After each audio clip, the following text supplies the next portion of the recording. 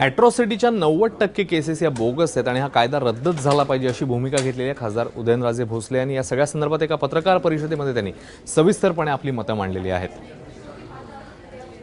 याशिवाय बलात्कारी लोकांना ठेचून त्यांची हत्या केली पाहिजे अशी भूमिका देखील त्यांनी घेतली। इतकंच नव्हे तर 11 सप्टेंबरला साताऱ्यात होणाऱ्या मराठा मूक मोर्चात आपण स्वतः सहभागी होणार असल्याचंही त्यांनी सांगितलंय। पुण्यामध्ये उदयनराजे भोसलेंनी आध्यात्मिक गुरु श्री श्री रविशंकर यांची भेट घेतली आणि अनेक मुद्द्यांवर चर्चाही केली आहे। त्यानंतर पत्रकारांशी बोलताना उदयनराजे यांनी अॅट्रॉसिटी कायदा रद्द करावा अशी मागणी केली।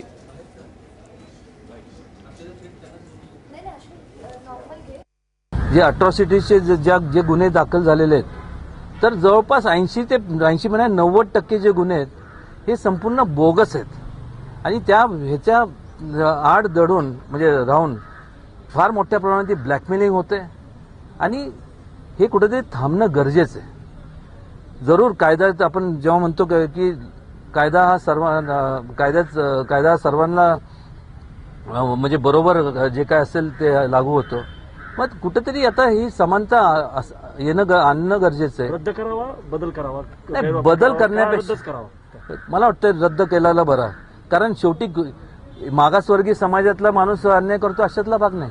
कुठल्याही समाजातला माणूस अन्याय करतो त्याला तीच शिक्षा झाली पाहिजे। आणि सर्वात महत्वाचं म्हणजे अलीकडच्या काळात जर आपण पाहिलं तर लोकांना आता कायद्याची आणि म्हणजे ह्या पोलीस डिपार्टमेंटची याची भीतीच राहिली नाही।